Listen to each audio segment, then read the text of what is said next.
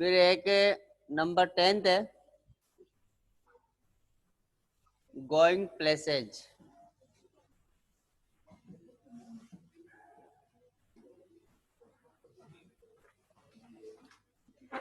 ये आपके पास में इंग्लिश का सिलेबस है, इसको डिलीट कर दिया गया है इतने को। इस सिलेबस को हमको नहीं पढ़ना है। ये सिलेबस ये मान के चलो, अगर ये सामने अपने पास में लिखा हुआ है ना, अगर इसको आज से हम सपोज करो पढ़ना शुरू करें, मान लो डिलीट लगी पढ़ेंगे नहीं, लेकिन मान के चलते हैं कि आज से अगर पढ़े तो इसको 2 महीने लग जाते हैं।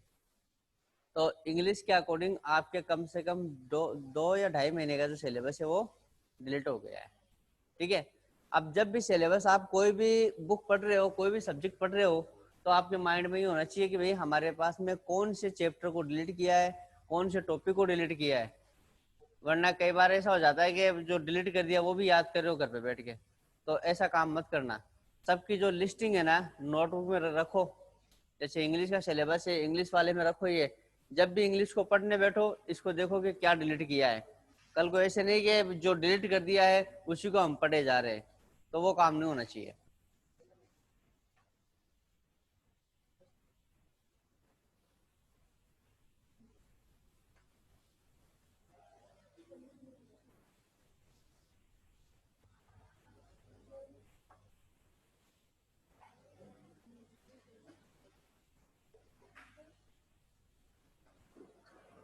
ठीक है, चले आगे। अब ये मान के चलो कि 2 तारीख को स्कूल खुलने के चांसेस पूरे पूरे हैं। तो 2 तारीख को स्कूल खुल जाती है तो उसी दिन से सिलेबस शुरू करूंगा फिर मैं, क्योंकि इतना टाइमिंग नहीं रहेगा। फिर बाद में एग्जाम हो सकता है कि मार्च में हो जाए या अप्रैल में हो जाए, लेकिन ज़्यादा चांसेस मार्च के हैं। तो 2 तारीख को जैसे स्कूल ओपन हो जाए तो कंटिन्यूटी रखे भाई अपनी। अब देखते हैं आगे।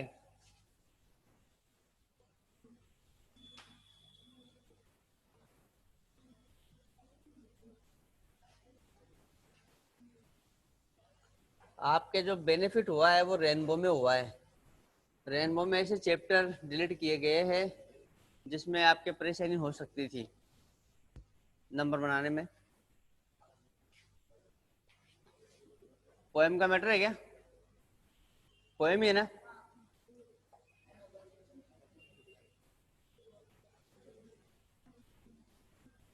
पोएम याद रखना, सिलेबस में 3 पोएम है। एक तो द नोबल नेचर, काफी इजी पोएम है। फिर एक है होप, उम्मीद। फिर 7 एजेस ऑफ मैन।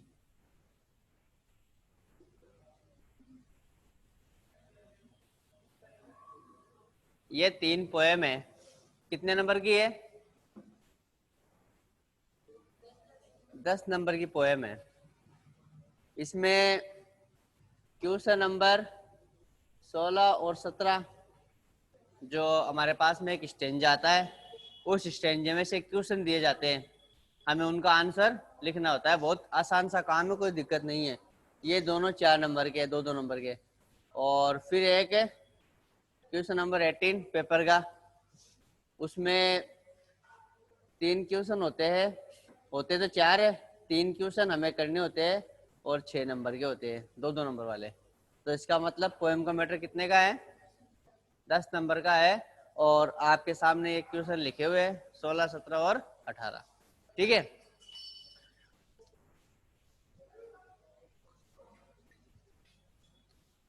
अब निकालो बुक, लेके आए हो ना?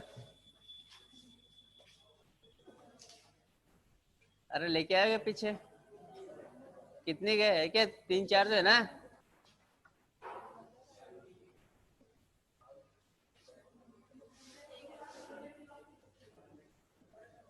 तेरा क्या, तो टंकी भी पड़ी है, गैस भी पड़े है, चूल्हो भी पड़े है।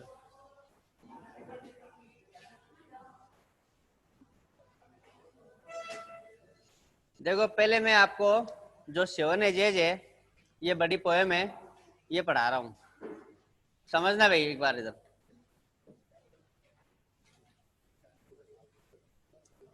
The 7 edges of man.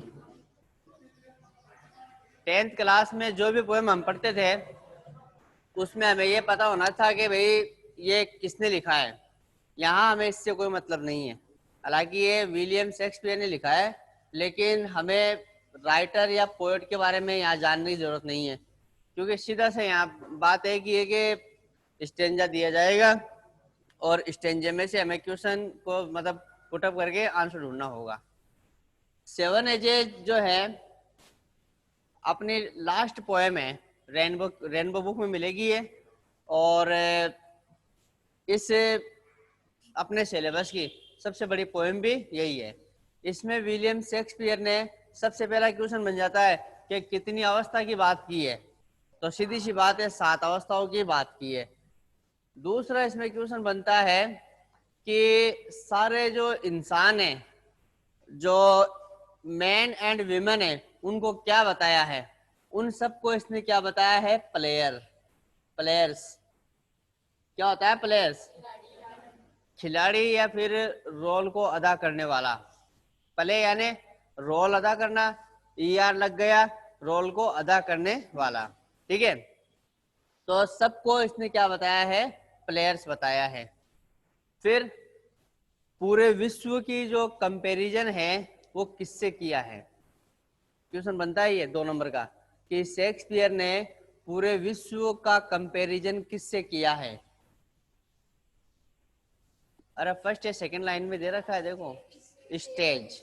किससे किया है, स्टेज। स्टेज मतलब ये जो रंगमंच होता है ना, उसको कहते हैं स्टेज। तो पूरे वर्ल्ड को क्या बताया इसने, एक स्टेज बताया है। इस वर्ल्ड के जो पीपल है उनको बताया है प्लेयर्स। शुरू के 3 क्वेश्चन मैंने आपको बताया है, दोबारा रिवाइज कर रहा हूँ क्या क्या क्वेश्चन बनते हैं। एक क्वेश्चन तो कि विलियम शेक्सपियर ने कितनी अवस्थाओं की बात की है, 7 एजेस की बात की है। दूसरा क्वेश्चन जो मैन एंड वीमेन है उनको क्या बताया है, उनको प्लेयर्स बताया है। फिर तीसरा जो वर्ल्ड है उसको किससे कंपेयर किया है, उसको स्टेज से कंपेयर किया। क्लियर है? ये आपका जो फर्स्ट स्टेंजा है ना, उसके 3 क्वेश्चन बनते हैं, इससे बाहर का क्वेश्चन वहां से नहीं आ सकता है। अब हमें जो इसकी बेसिक बात है वो पता चल गई। अब हमें ये देखना है कि जो 7 एजेज है वो कौन कौन सी है, लाइन से आनी चाहिए, क्योंकि एक बार आपके बोर्ड एग्जाम में क्वेश्चन आ चुका है ये, कि पूछ लिया था कि 4th स्टेज का क्या नाम है, सिर्फ इतना ही पूछा था। चौथी अवस्था का क्या नाम है, सोल्जर। क्या था, सोल्जर। तो मैं उनकी अवस्थाएं लिख रहा हूँ, और साथ में जो अवस्थाएं है उनकी जो कैरेक्टरिस्टिक्स है, जो विशेषता है, वो मैं यहाँ मेंशन कर रहा हूँ। तो पहले कौन सी है, इन्फेंट। क्या है, इन्फेंट। इन्फेंट क्या होता है, शिशु। ऐसा बच्चा जिसका अभी कुछ समय पहले ही जन्म हुआ है, उसे इन्फेंट या इन्फेंसी स्टेज भी बोल सकते हो। इसका दूसरा नाम क्या है, इन्फेंसी। ठीक है। इस अवस्था की खास बात क्या है कि इसमें बच्चा दूसरे लोगों पे डिपेंड रहता है, पता है ना, कोई भी काम खुद नहीं कर पाता है, और अपनी जो मतलब है माँ बोल दो, या फिर बाद में जो पालने वाली जो महिला होती है उसकी गोद में रोता रहता है। छोटा बच्चा है, थोड़ी थोड़ी देर में रोता है, थोड़ी देर में सो जाता है, थोड़ी देर में जग जाता है, पता नहीं चलता क्या है। ठीक है, दिन में आराम से सो रहा है और नाइट में जाग रहा है, और 2-3 बैठे उसके पास में। तो इसकी जो खास बात क्या बताई है, एक तो ये वॉमिटिंग कर रहा है, उल्टियाँ। ठीक है, बस जो मतलब छोटा बच्चा दूध गिराता है ना, कोई भी चीज हमने उसको खाने के लिए दी, दूध या पानी जो भी पिलाया, फिर बाद में क्या करता है, उसको वॉमिट कर देता है। और एक वो क्राइंग कर रहा है, यानी रो रहा है, ये तो खास बात है ना बच्चे की, रो रहा है और वॉमिटिंग कर रहा है। ठीक है, किसकी गोद में, चाहे तो अपनी माँ की गोद में। यहाँ जो वर्ड आया है वो आया है नर्स। नर्स बोलते हैं जो पालन पोषण करने वाली होती है उसको। तो यहाँ अगर हम मदर लिख देंगे ना तो भी कोई दिक्कत नहीं है। तो इसकी दो ही खास बात है छोटे बच्चे की। क्या खास बात है? एक तो वॉमिटिंग कर रहा है और एक क्राइंग कर रहा है, रो रहा है। अब बुक में इनके लिए क्या नाम आए हैं? एक तो आया है मैवलिन और एक आया है प्यूकिंग। वॉमिटिंग कर रहा है और रो रहा है। क्लियर है? दो ही बात याद रखना है। अरे भाई वो मास्क तो रख दे के सुनना का है क्या? इधर ध्यान दे। इन्फेंट और इन्फेंसी बोल सकते हो, और दो इसकी विशेषता है। फिर सेकेंड जो स्टेज है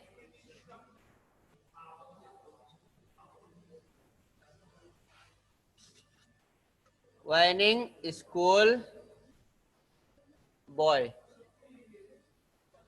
वाइनिंग का मतलब यहाँ होता है कंप्लेन करता हुआ कोई स्कूल। मतलब ये जो लड़का है ना जो अभी इन्फेंट था, ये थोड़ा बड़ा होके क्या करता है, स्कूल डाल देते हैं इसको। अब जब स्कूल जाता है ये तो रोते हुए जाता है, पैर को घसीटते हुए जाता है और दो चार खा के भी जाता है। सारी बात है, आसानी से नहीं जाता है। तो यहाँ अगर ये वर्ड ध्यान नहीं रहे ना, यहाँ लिख देना आप कंप्लेनिंग। क्या लिख दोगे? कंप्लेनिंग, यानी शिकायत करता हुआ। शिकायत क्या है इसको? इसको शिकायत ये है कि मैं स्कूल नहीं जाऊंगा, ये शिकायत है इसको। अब इसकी जो विशेषता क्या बताई है, खासियत, वो बताई है कि shining face, shining face like sun. जो बच्चे का जो सुबह सुबह चेहरा है ना, वो किसकी तरह चमक रहा है? सूरज की तरह चमक रहा है।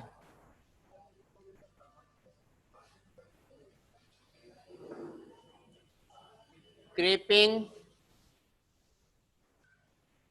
Like snail. क्रीपिंग, क्रीपिंग का मतलब क्या होता है? क्रीपिंग, क्रिप से बना है क्रीपिंग, CREEP, क्रीपिंग, रेंगना। कोई रेंगते हुए चलता है ना उसको। अब ये स्नेल क्या है? एक जानवर है ये, जिसको हम घोंगा बोलते हैं, केंचुआ बोलते हैं ना। कछुआ अलग होता है, केंचुआ अलग होता है। तो वो रेंगते हुए चलता है, उसकी तरह ये लड़का क्या कर रहा है?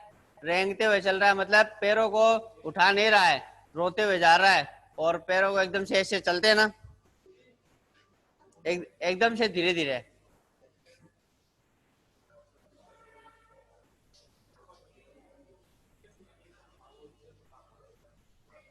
अनविलिंगली फॉर स्कूल, स्कूल जाने के लिए क्या है? अनिच्छुक है, इच्छा नहीं है स्कूल जाने की, रो रहा है इसीलिए। तो अनविलिंगली है स्कूल जाने के लिए। चेहरा है वो सूर्य की तरह चमक रहा है, और इसके अलावा क्रीपिंग कर रहा है किसकी तरह? स्नेल की तरह। और शिकायत करता हुआ जा रहा है, रोते हुए जा रहा है स्कूल। और विथ ए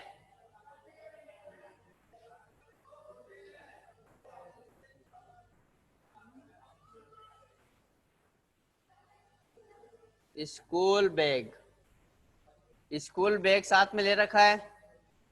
उसके लिए वर्ड आया है इसमें सेचल। क्या वर्ड आया है? सेचल, SATCHEL। ठीक है, तो यहाँ लिख रहा हूं मैं सेचल। छोटा स्कूल बैग साथ में है और रोते हुए स्कूल जा रहा है ये लड़का। ये जो आपके सामने डायग्राम बना रहा हूं ना, अगर ये याद रह गया तो पोएम पढ़ने की आवश्यकता नहीं है। इसको तो याद कर लोगे तो इन्हीं में से क्वेश्चन आएंगे। तो दूसरी अवस्था हो गई है स्कूल बॉय की। फिर लवर,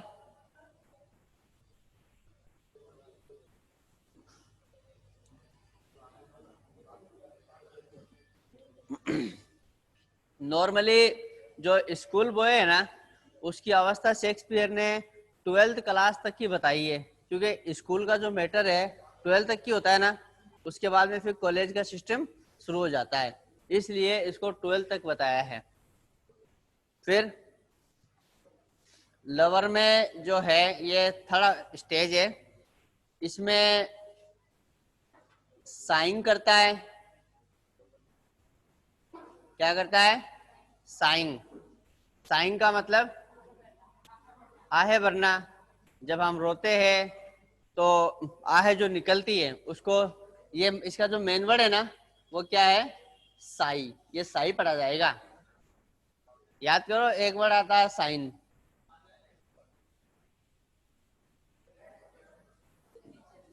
वो सिग्नेचर बनते ही है, फिर बाद में जो मतलब ये जो जी है ना इसको पढ़ा जाता है, और साइन में ये जो वर्ड है ना जी, ये साइलेंट होता है।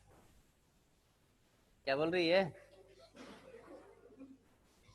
साइन करता है।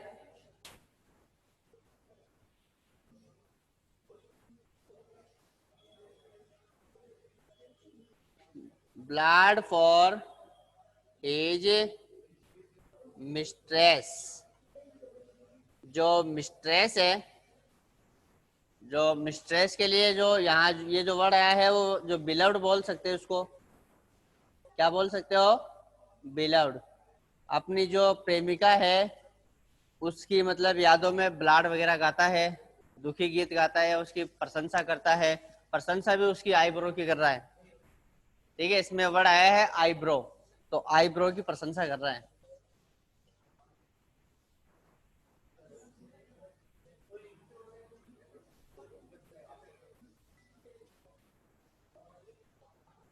इसी में लिख देता हूं मैं, साइंग लाइक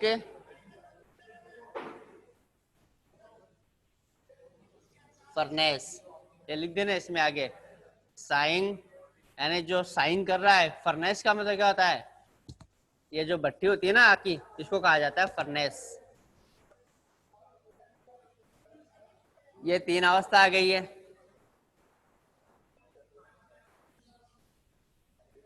लिख दिए गए।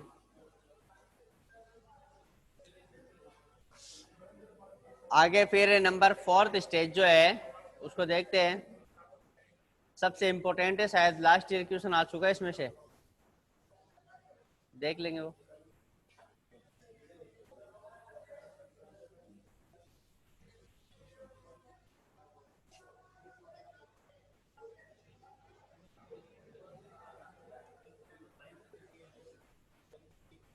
फोर्थ स्टेज और 6th स्टेज ऐसी है कि हर साल इंपॉर्टेंट रहती है। नंबर 4th, इसका नाम है soldier.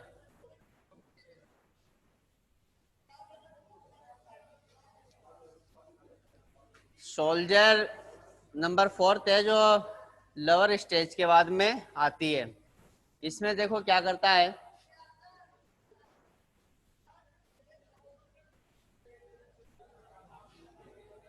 Ready for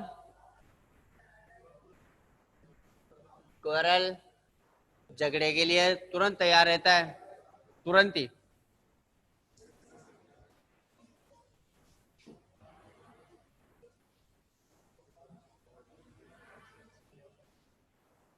bad like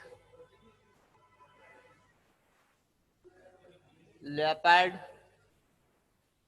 जो बेड है, दाढ़ी है, वो किसकी तरह रख रखी है? लेपर्ड की तरह, मतलब एकदम से भरमल रख रखी है। यहाँ से बाल निकल रहे, यहाँ से निकल रहे, यहाँ से निकल रहे। सेटिंग को नहीं करा हुआ है, चाल बदू। तो इसको बोलते हैं dead like leopard. Next one, seeking bubble reputation.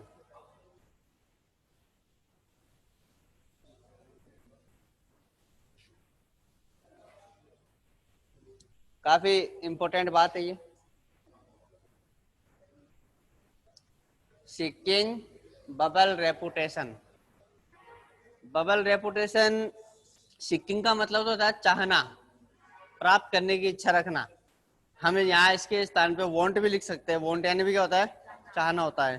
तो बबल रेपुटेशन, देखो बबल बोलते हैं ये जो पानी के जो बुलबुले होते हैं उन्हें, और रेपुटेशन यहाँ इज्जत से लिया गया है। ठीक है, कि रेपो खराब हो गई शॉर्ट में बोलते हैं ना, तो वो रेपुटेशन इसी से बना है। तो जरा सी इज्जत के लिए वो झगड़ा कर लेता है, मतलब हमेशा चाहता है कि मुझे रेपुटेशन मिले। रेपुटेशन भी कैसी, कि जो पानी के बुलबुले की तरह हो के अभी मिली है थोड़ी देर में खत्म हो जाएगी। तो ऐसी बबल रेपुटेशन के लिए वो क्या करता है, झगड़ा करता है। बबल के लिए जो अदर वर्ड है वो आएगा टेम्परेरी। टेम्परेरी होता है ना, एक तो होता है परमानेंट, एक होता है टेम्परेरी। तो टेम्परेरी का मतलब क्या होता है, कुछ देर के लिए, थोड़ी देर के लिए। ठीक है, तो वो बबल रेपुटेशन वहां फिट बैठता है।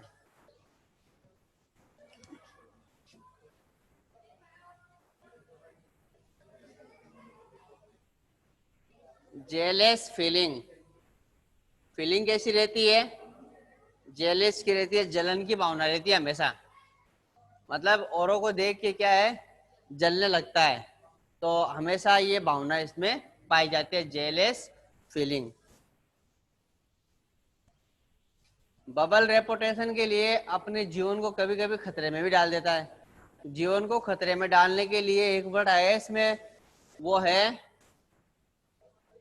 Cannons mouth. जीवन को खतरे में डालने के लिए जो वर्ड आया है ना, वो आया कैनन्स माउथ। कैनन वैसे बोलते हैं ये जो जो मतलब लड़ाई वगैरह होती है, तोप का जो यूज करते हैं बमबारी के लिए, उसके जो आगे का जो मुंह होता है ना, राउंड वाला, उसे बोलते हैं कैनन। तो यहाँ खतरे के लिए आया, तो डेंजर सिचुएशन बोल सकते हैं इसको। कैनन्स माउथ का सिंपल वर्ड क्या होगा, डेंजरस सिचुएशन। तो ये था सोल्जर के लिए, और तैयार करना है इसको। ठीक है माइन।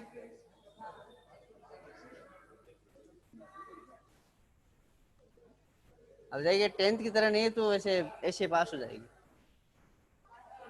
पास पास। हाँ, किस में, 10th में?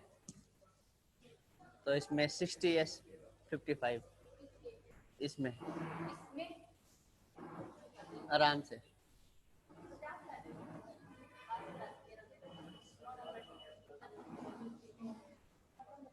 फिफ्थ स्टेज कौन सी है, जस्टिस।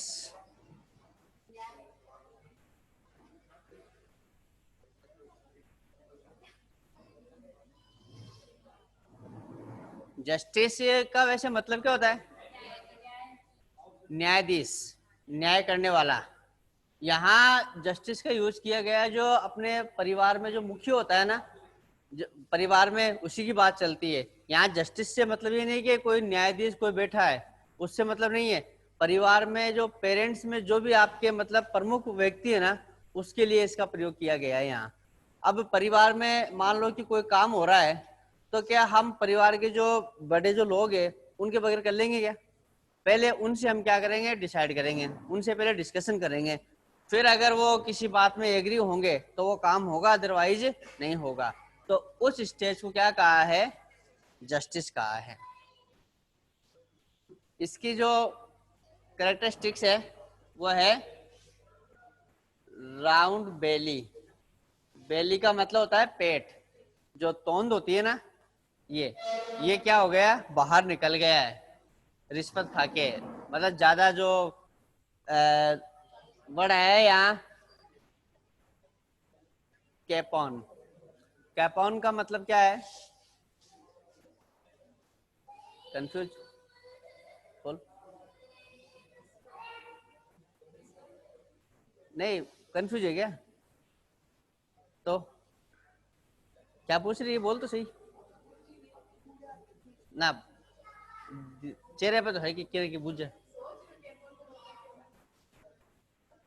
कैपान का जो नॉर्मल इंग्लिश में हम बोलेंगे, इसको बोल देंगे ब्राइब। ब्राइब का मतलब होता है रिश्वत।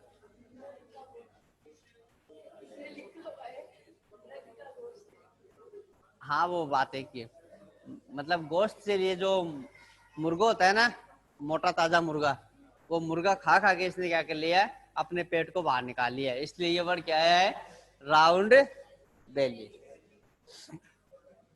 इसके बाद फॉर्मल कट।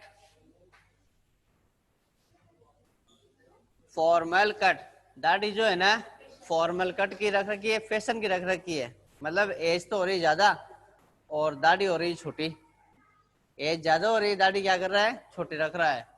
और अभी ऊपर वाले में क्या कर रखा था, दाढ़ी जो किसकी तरह थी, लेपर्ड की तरह थी, एकदम से बिखरी हुई। ठीक है, स्केटर्ड बोलते थे उसको। स्वेयर आइज, आंखें एकदम से कठोर है, हर वक्त आंखों में क्या है, गुस्सा है। ठीक है, स्वेयर आइज। जो वर्ड समझ में नहीं आ रहा है ना, उसमें मैं हिंदी बोल रहा हूँ साथ ही साथ, तो लिख दो ताकि जब पढ़ो तो परेशानी नहीं हो। तो कठोर आंखों के लिए ये वर्ड यूज किया गया है। स्वेयर का मतलब कठोर या गुस्से वाली आंखें, लाल आंखें भी इसको बोल सकते हैं।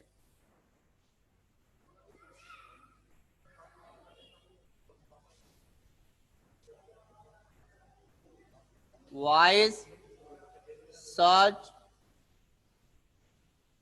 वाइस चतुराई, सच कहावतें।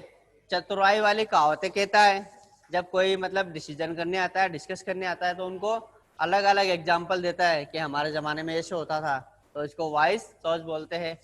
एक इसमें सोल्जर वाले में एक बात मेन से नहीं करवाई है, वो भी करवाएंगे। और इसके अलावा क्या क्या दे रखा है और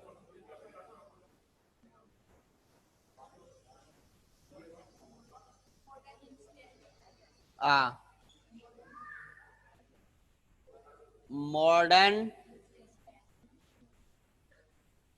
इंस्टेंस। क्या होता है ये मॉडर्न इंस्टेंस? एग्जाम्पल। इंस्टेंस का मतलब एग्जाम्पल, उदाहरण देता है। कोई बात होती है ना, तो आधुनिक उदाहरण देता है। ठीक है, तो इस प्रकार ये जस्टिस अपना रोल निभाता है। क्लियर है क्या? कहीं भी कोई दिक्कत हो तो पूछ लेना। वैसे इसको लाइन टू लाइन अभी एक्सप्लेन भी देखेंगे इसकी। ये अपनी स्टेज नंबर 5 हो गई है। अब नेक्स्ट है नंबर 6, और सोल्जर की तरह ये भी इंपॉर्टेंट है।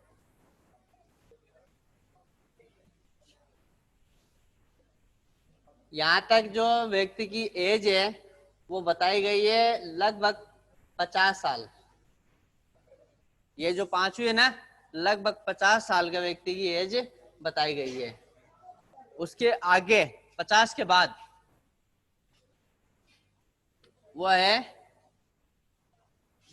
पेंटालून। ओल्ड मैन भी बोल सकते हैं इसको, ओल्ड पेंटालून। पेंटालून क्या है? पेंटालून का मतलब है कि जो अधेड़ उम्र का, मतलब लगभग जिसने अपनी आधा जीवन जी लिया है, उस एज वाले को बोलते हैं पेंटालून। ये 50 के बाद होता है शुरू। ठीक है, अब इसकी जो विशेषता है वो क्या क्या है देखिए। स्पेक्टिकल ऑन नॉन, चश्मा है वो आंखों के बजाय क्या रखता है, नाक पे टिकाए रखता है।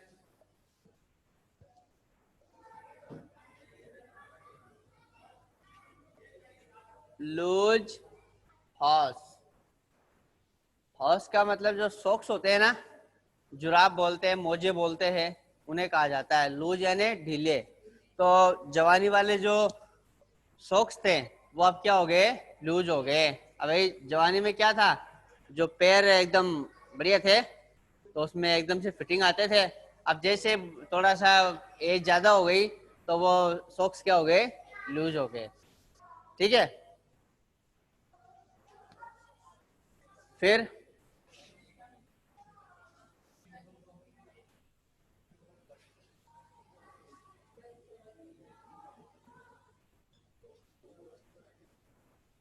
सैंक्स रंग मतलब जो इसके जो पैर है वो सिकुड़ गए, जो पिंडली है वो सिकुड़ गई है, जिसके कारण से इसके सॉक्स भी लूज हो गए। और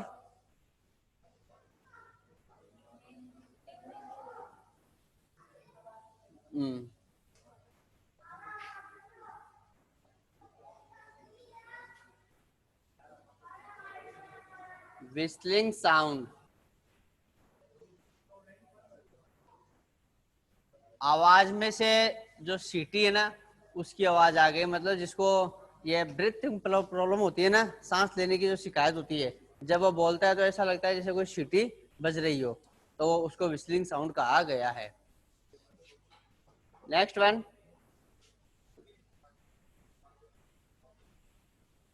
voice trans into child voice, आवाज है वो कैसी हो गई है, बच्चे जैसी हो गई है। जो मेनली वॉइस थी ना, एकदम से कड़कपन जो आवाज थी, वो आवाज जाती रही है कहीं। ओके, और है क्या? तो इस प्रकार ये अपना रोल इसमें प्ले करता है। पेंटालून इंपॉर्टेंट है, ये पेंटालून वाला भी।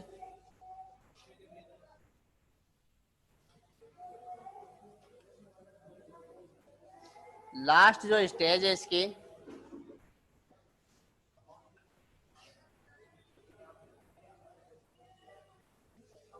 Number 7, second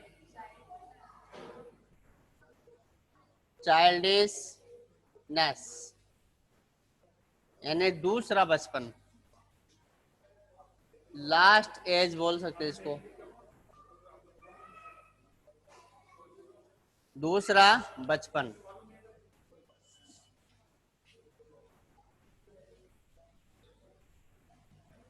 depends on others, दूसरे लोगों पे क्या हो जाता है, डिपेंड हो जाता है, अपना काम खुद नहीं कर पाता है।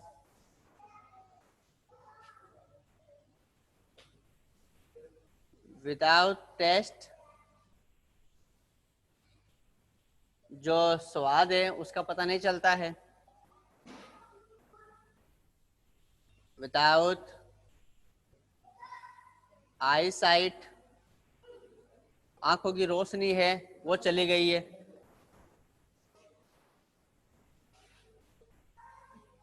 विदाउट टीथ, और विदाउट एवरीथिंग, ये जो वर्ड है ना विदाउट, इसका बुक में आपको मिल रहा है साइंस।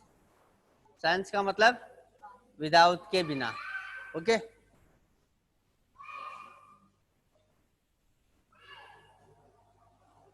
एंड ऑफ हिस्ट्री, जो जीवन का जो इतिहास है ना वो क्या हो जाता है, खत्म हो जाता है, अस्तित्व मिट जाता है खत्म होते ही। और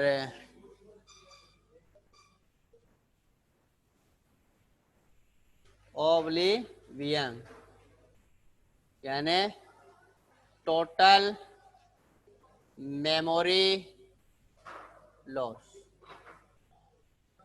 पूरी जो मेमोरी है वो समाप्त हो जाती है, कुछ याद नहीं रहता है, याददाश्त चली जाती है। तो ये इसको लास्ट स्टेज बताई है शेक्सपियर ने।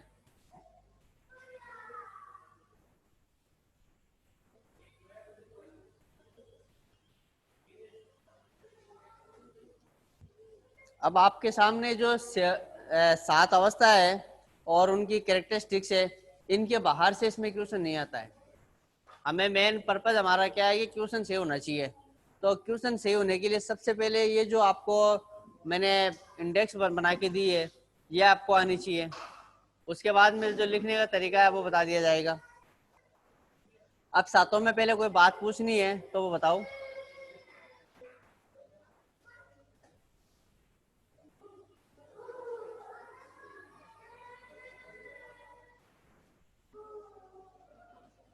पीछे बॉयज में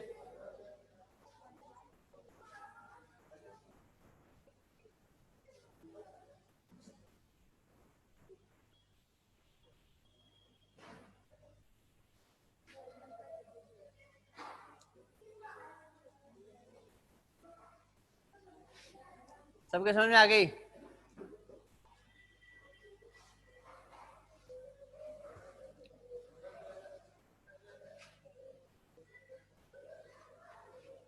चले फिर आगे।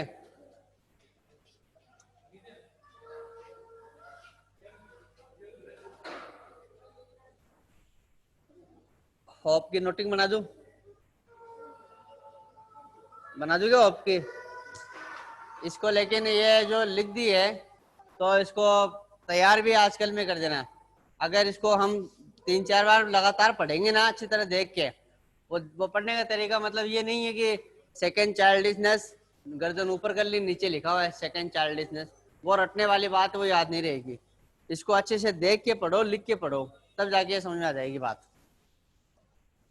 अब अपनी जो पोएम है होप, उसकी मैं नोटिंग कर रहा हूँ, देखो।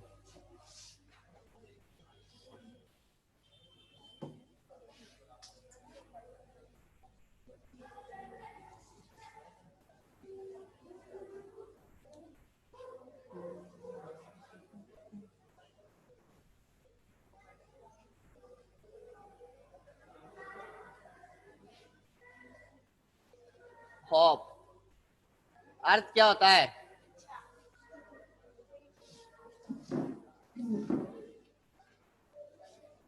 इच्छा या उम्मीद? तो फिर इच्छा का क्या होगा? इच्छा और उम्मीद दोनों अलग अलग है। हाँ, ऐसा हो जाएगा। उम्मीद जो इच्छा है ना उसको बोलते हैं विल। अभी वर्ड आया था अनविलिंगली, वो अनिच्छुक था, अन लग गया उसमें। अगर उसको मैं विलिंगली बोलूंगा तो इच्छुक हो जाएगा। तो इच्छा होता है विल, कि ये मेरी विल है, ये मेरी इच्छा है। एक बोलते हैं विश, आई विश, ये मेरी इच्छा है, वो विश भी क्या हो जाएगा? इच्छा में आ जाएगा। लेकिन होप का अर्थ क्या है? उम्मीद है। अब इंग्लिश में और कौन कौन से नाम होते हैं होप के? एक्सपेक्टेशन इसमें दिया हुआ है बिल्कुल। इसमें देखो 4 नाम बता रखे होप के। कौन कौन से बता रखे? एक तो है एक्सपेक्टेशन, यहाँ लिख देना ऊपर, other names of hope, other names of hope, उम्मीद के अन्य नाम। अन्य नाम अगर बात करें तो आपको 4 लिखने हैं, और अगर पूछ ले कि राइटर ने या पोएट ने कौन सा बताया है तो वो क्रिएशन ऑफ सोल आ जाएगा, वो लास्ट वाला। तो एक तो है एक्सपेक्टेशन, एक है फ्यूचर रिलेवेंस यानी भविष्य की प्रासंगिकता। हम कोई, अरे उम्मीद से समझते क्या, उम्मीद होती क्या है? उम्मीद से समझते क्या हो? मैंने सिंपल सा मान लो पूछ लिया कि व्हाट इज ए होप, उम्मीद क्या होती है, क्या लिखोगे?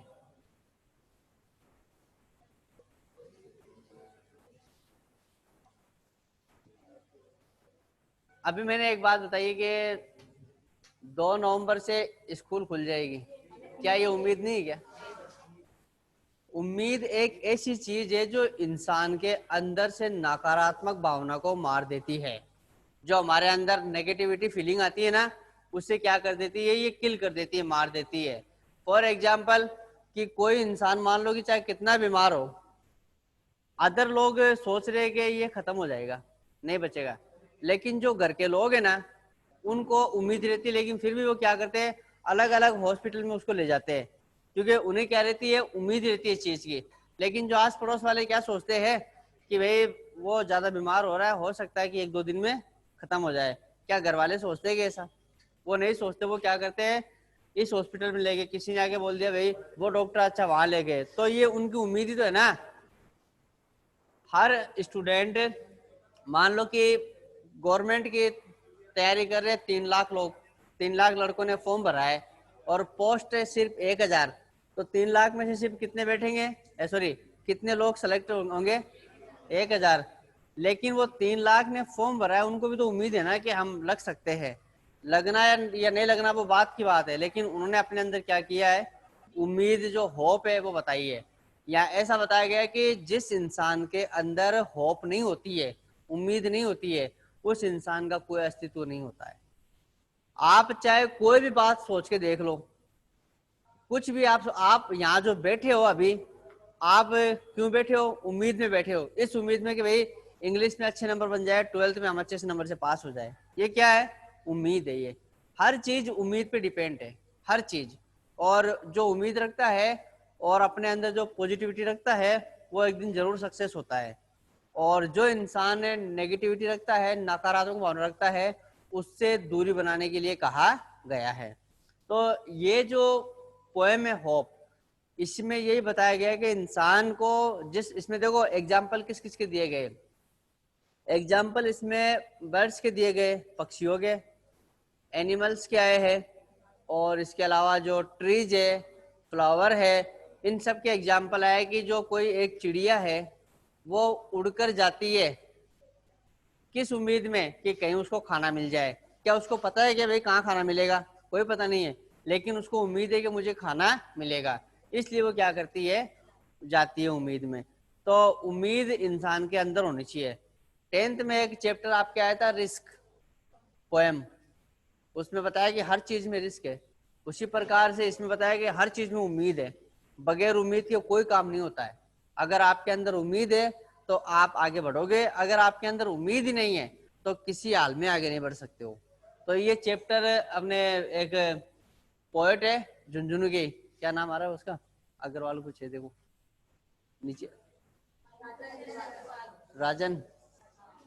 तो ये अग्रवाल, राजन अग्रवाल है, ये झुंझुनू के है। इन्होंने इसी के बेस पर ये चीज लिखी थी, उम्मीद। ठीक, तो एक्सपेक्टेशन आ गई, फ्यूचर रिलेवेंस आ गया, रुके, बेनिफिक्शन,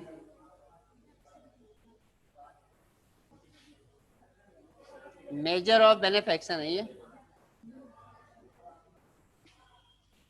मेजर ऑफ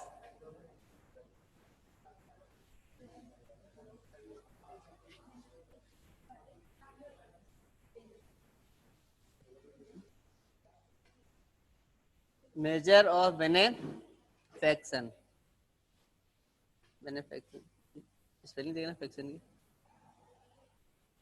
सही है,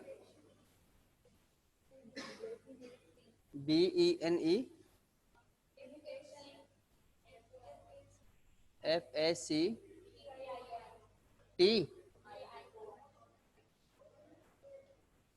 अच्छा बेनिफिक्शन। तो मेजर ऑफ बेनिफिक्शन का मतलब क्या है, मेजर का मतलब तो मापना, बिल्कुल। बेनिफिक्शन यहाँ जो वर्ड बना है वो बेनिफिट से बना है, बेनिफिट का मतलब लाभ। तो उम्मीद से हम माप लेते हैं कि हमें कितना लाभ होगा। कोई बिजनेस शुरू कर रहे हैं, मान लो कि 2 लाख रुपए लगा के बिजनेस शुरू किया है, तो हम मापते हैं ना, सामान लेके आए हैं, मान लो कि उस पर रेट हम अंकित कर रहे हैं नाइट में, और हमने देख लिया कि ये 500 रुपए का है, तो उसमें हमें कितना लाभ होगा। तो ये हम जो माप रहे हैं ना, ये भी क्या हुआ, होप ही है, उम्मीद है। ये 3 नाम तो ये इंपोर्टेंट नाम आ रहा है इसका, क्रिएशन ऑफ सोल,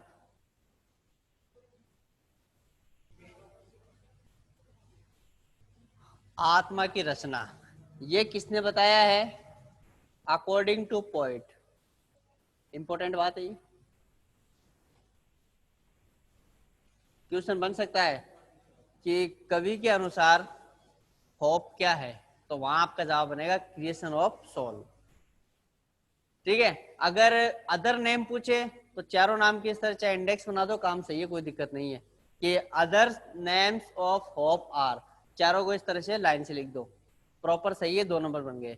अगर पूछे कि पोएट के अकॉर्डिंग क्या है, तो पोएट के अकॉर्डिंग है क्रिएशन ऑफ सोल। इनमें कंफ्यूजन होता है, इसलिए ये चीज मैं बार बार बता रहा हूँ। इसमें पता नहीं चलता कई बार कि पोएट ने क्या कहा है, तो इसलिए अगर अभी समझ गए तो फिर परेशानी नहीं होगी आगे। ठीक है, ये आपका फर्स्ट स्टेंजा है इसमें, और इसमें इसके अलग अलग जो नेम है वो बताए हैं।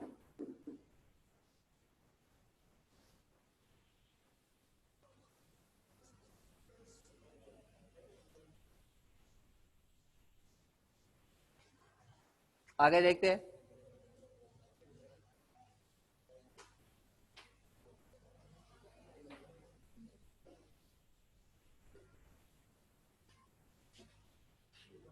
Hope kills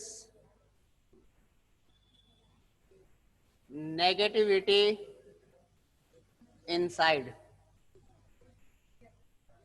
hope kills negativity inside। एक बार एक क्वेश्चन आया था कि होप क्या करती है। होप हमारे अंदर जो नकारात्मक भावना है ना, जो नेगेटिव फीलिंग है, उसको क्या कर देती है, मार देती है, समाप्त कर देती है। एक बार 2 नंबर का क्वेश्चन आ चुका है ये। इट फेल्स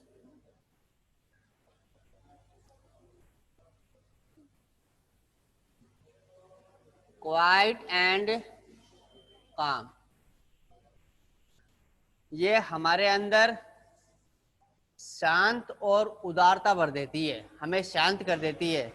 जब कोई परेशानी होती है तो एक दिल में अलग सी मतलब बेचैनी होती है कि पता नहीं क्या होगा, फिर अचानक से कोई उम्मीद दिखती है, नजर आती है कि हाँ अगर मैं उससे मिलूंगा तो मेरा काम हो जाएगा। इतने में क्या हम सेटिस्फेक्शन हो जाते हैं, ठीक है, संतुष्ट हो जाते हैं। तो इसी चीज का क्या नाम है, होप नाम है।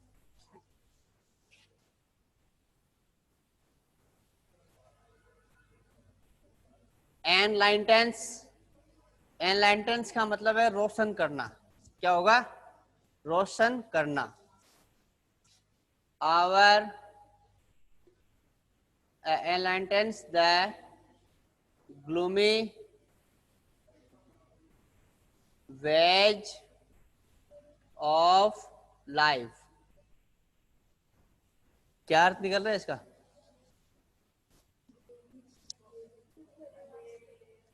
दुख भरे रास्ते या दुखी उदासी भरे रास्तों को क्या करती है, रोशन कर देती है, उनको प्रकाशित कर देती है। ठीक है, प्रकाश उसमें भर देती है, प्रकाश में हो जाते हैं वो रास्ते। किसके कारण से, होप के कारण से।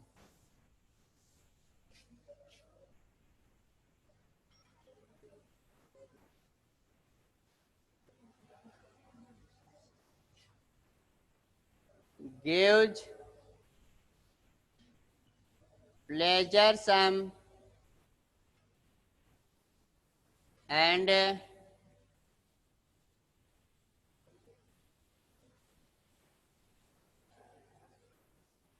enthusiasm। एंथुसियाज्म का मतलब क्या होता है, उत्साह, एक्साइटमेंट होता है ना, एक्साइटमेंट का ही अदर वर्ड यही है एंथुसियाज्म। तो हमारा हमें प्लेजर सम का मतलब, अरे प्लेजर से बना ही है,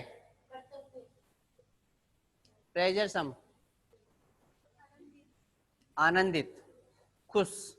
तो ये हमारे अंदर प्लेजर सम को भरती है और एक्साइटेड करती है, हमें उत्तेजित करती है।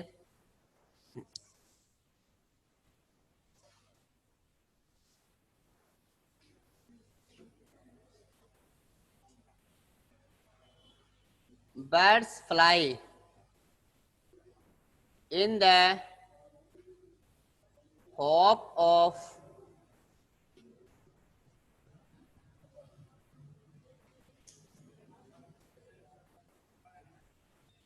food and material for their homes।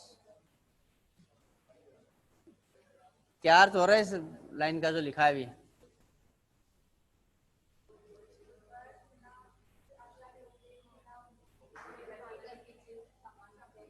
घर के लिए सामान मिल जाए और खाना मिल जाए, ठीक है। इस उम्मीद में वो क्या करते हैं, उड़ते हैं।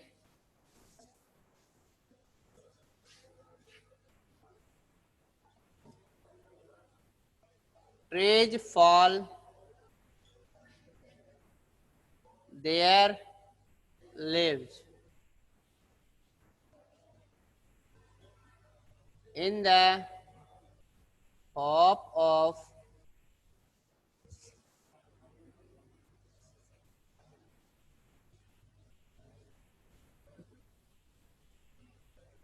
new and his leaves। पेड़ों के बारे में बताया है कि ट्रीज फॉल गिराते हैं, देयर लीव्स अपने पत्तों को, इन द होप इस उम्मीद में कि नए, और ह्यूज का मतलब है हरे, ह्यूज का मतलब हरे, इसका वर्ड दूसरा ग्रीन हो सकता है, ग्रीनरी भी हो सकता है, कोई दिक्कत नहीं है, ठीक है। लेकिन जो बुक में जो वर्ड आया है वो मैंने आपके सामने लिखा है।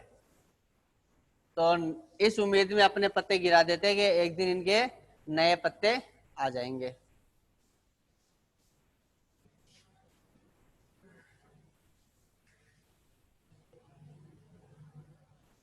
ए bird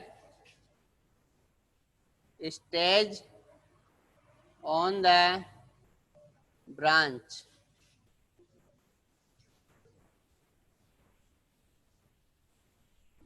so that it may become a flower one day। Translate करो इसको। इस उम्मीद में कि एक दिन वो क्या बन जाए, फूल बन जाए, ठीक है। इस उम्मीद में वो ब्रांच पे रुका रहता है। बर्ड का मतलब कली।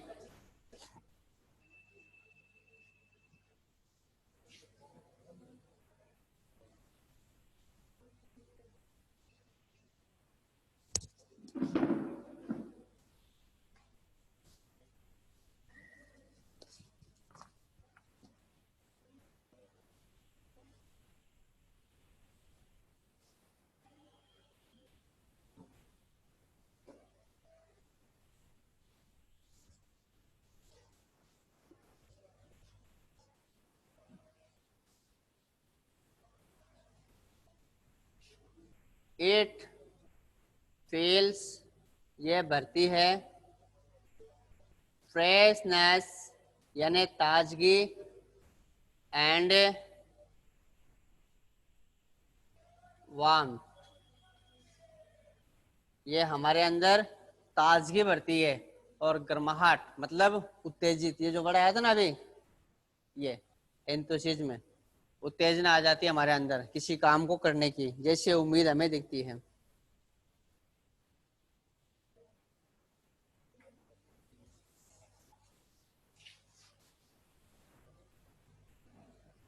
Life is a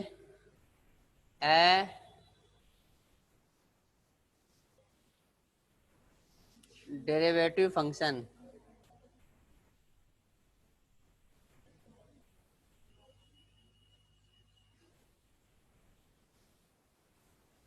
called hop.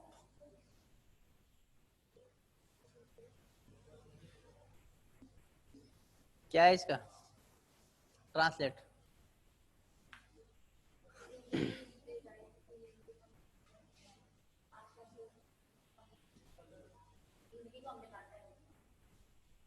बांटना कहाँ रहा है?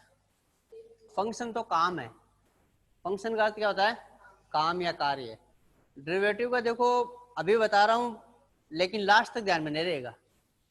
ये जो सेंटेंस है ना इसका लास्ट वाला होप का, यही एक परेशानी करता है इसमें, बाकी परेशानी नहीं करेगा। उस सेंटेंस को मैं एक काम करो, अभी पूरा लिख के फिर समझा देता हूँ, पूरा स्टेंजा ही, इसको लिख दो एक बार। ठीक है।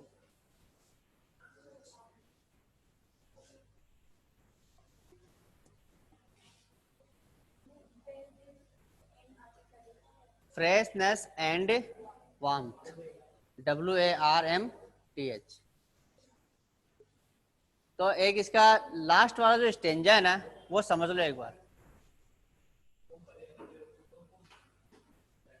लास्ट वाला इसका स्टेंजा में समझा रहा हूं, देखो।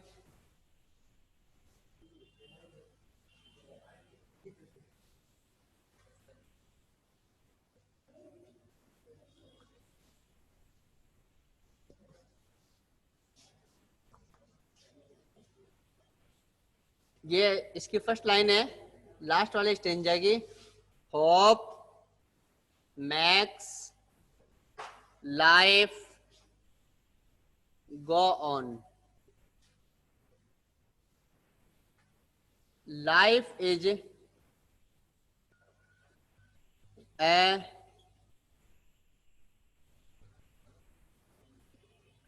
derivative of the function called hope. Hope is the prime excellence.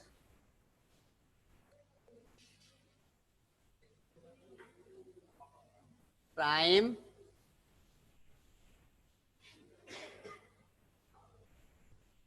excellence. Right from the day one is born.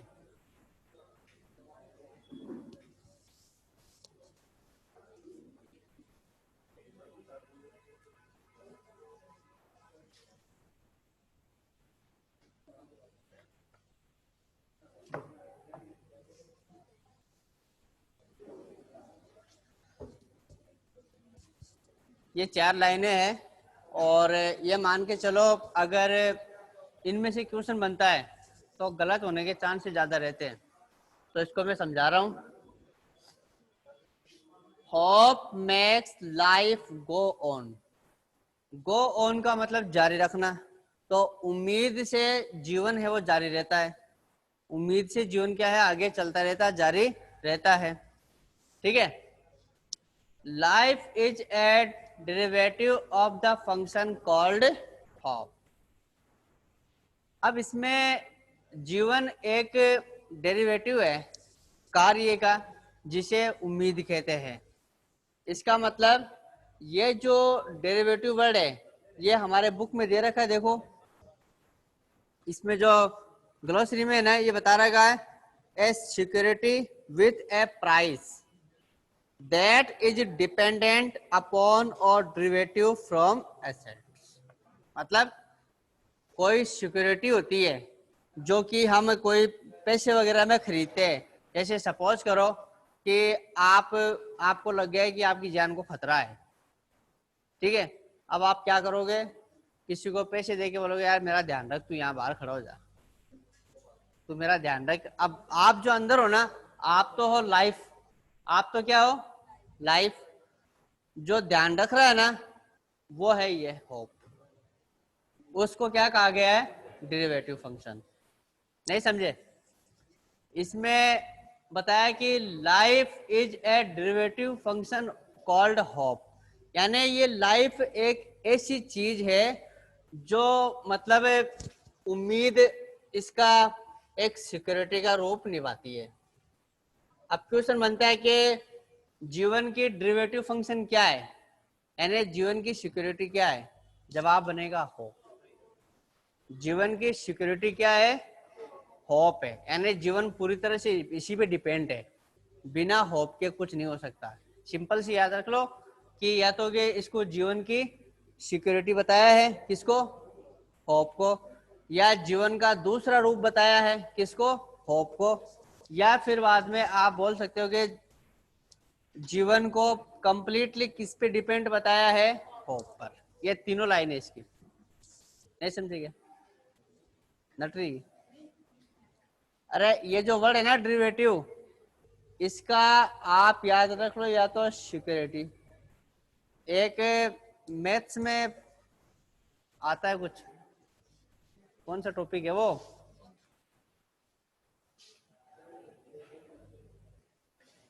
अरे वो संख्या इसमें इंटरचेंज हो जाती है ना, कौन सा है वो, आपस में संख्या बदल जाती है कि इसके स्थान पे ये आ गए, इसके स्थान पे ये आ गए। वो शायद इसमें आता होगा, ये इसमें मल्टीप्लाई करते हैं शायद, मल्टीप्लाई में एक क्रॉस मल्टीप्लाई आता होगा, वो वज्र गुणा बोलते हैं उसको। वो होता कैसे है,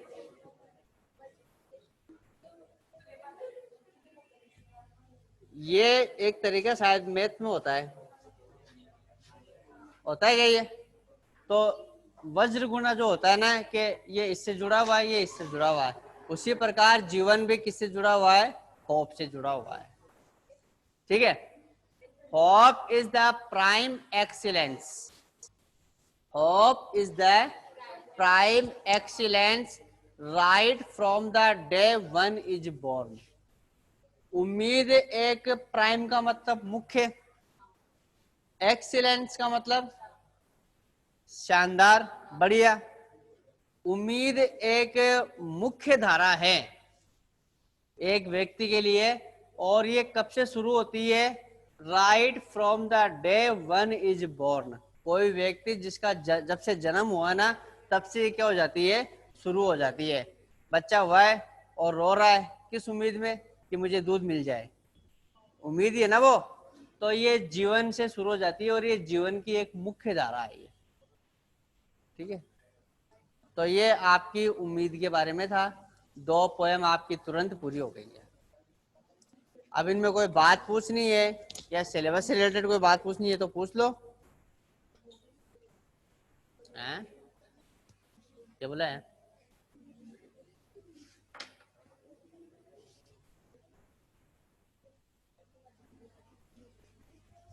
बुझेगा मैं।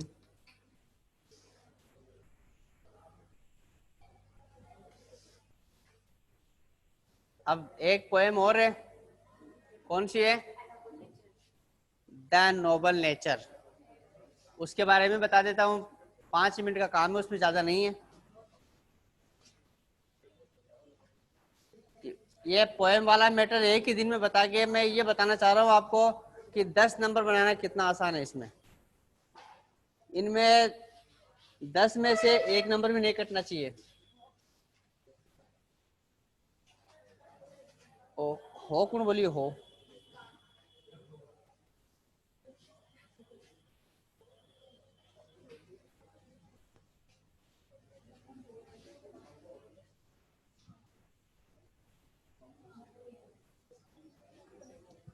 चैप्टर है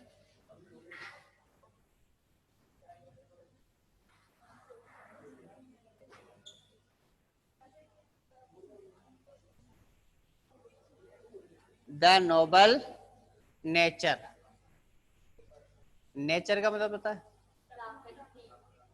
प्रकृति, प्रकृति। ये तो नया शब्द लेके आ गई, प्रकृति। और नोबल,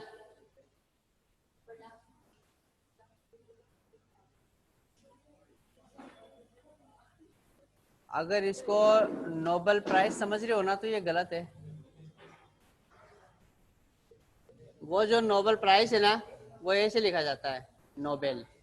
वास्तव में नोबेल है ये नोबेल एक व्यक्ति का नाम था, उसके नाम पर ये प्राइज दिया जाता है, नोबेल प्राइज दिया जाता है ना। और ये अपने पास में है नोबल, ये तो है नोबल, ये है नोबेल, नोबेल, और ये है नोबल। अलग अलग है दोनों, एक ही नहीं है। तो अर्थ क्या होता है नोबल का? अच्छा, बढ़िया, शानदार, उत्तम। बोल देना अति उत्तम, वो नोबल ही है, अति उत्तम। तो एक्सीलेंट बोल दो, मार्वलेस बोल दो, बहुत से वर्ड इसके लिए आते हैं। हैं?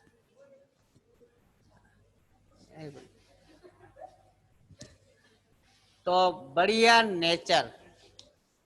नेचर भी 2 तरह के होते हैं। हर इंसान का नेचर होता है ना कि यार वो नेचर का सही नहीं है, मतलब क्या है वो, व्यवहार, व्यवहार। और एक नेचर, ये प्रकृति जो पेड़ पौधे देखते हैं हम, इसको भी नेचर बोलते हैं। तो यहाँ दोनों के अर्थ निकल रहे हैं, इंसान वाला भी निकल रहा है और जो पेड़ पौधे हैं उसका भी निकल रहा है। इसमें शुरुआत में क्या है कि दो प्लांट की बात की गई है। पहले तो एक ट्री है, ओक। क्या नाम बताया है? ओक। ओक की खासियत क्या बताई है? 300 साल तक तो जीवित रहता है, 300 ईयर्स। 300 साल तक इसको क्या बताया? जीवित बताया है। फिर ह्यूज इन साइज, साइज में क्या होता है? बड़ा होता है, लेकिन किसी के लिए यूजफुल नहीं होता है। नॉट एनी यूज, बिना किसी यूज के होता है, क्योंकि एकदम से लंबा है तो ना तो इसमें ये छांव देता है, ना फ्रूट देता है, और ना ही जो पक्षी है वो अपने इसमें घोंसला बना सकते हैं। ठीक है, इसका मतलब इसका 300 साल तक जीवित रहना बेकार गया है। ऐसे ही किसी को भी इसने क्या नहीं किया है, किसी के यूज नहीं आया। फिर एक है lily.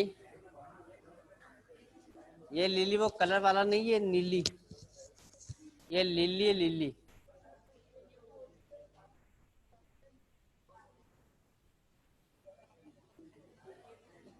Blossom in May for a day।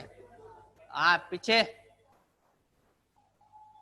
Blossom in May for a day, यानी मई के महीने में खिलता है लिली का पौधा, सिर्फ एक दिन के लिए। जिस दिन में खिला है उसी रात में ये क्या होता है? समाप्त हो जाता है। लेकिन चारों तरफ अपनी जो खुशबू है वो क्या कर देता है? बिखेर देता है। Give pleasure some,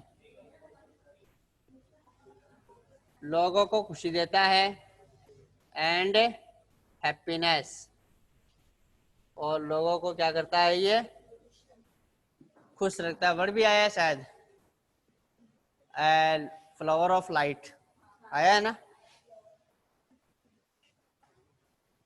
flower of light. Flower of light कहा गया है इसको। अब देखो दोनों में डिफरेंस देखो, आपकी नजर में कौन सा बेस्ट है? लिली।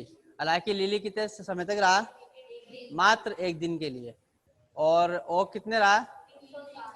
उसी प्रकार से इसको तो बताया जो व्यक्ति ज्यादा उम्र तक रहता है लेकिन लोगों के काम नहीं आता है, समाज सेवा नहीं करता है, तो उसका जीवन किसकी तरह है? ओक की तरह। और कोई व्यक्ति जो कम उम्र जिया लेकिन अच्छे काम कर गया, और तो उसको क्या बताया है? लिली की तरह। That's it. ये आपके 3 पोएम थी।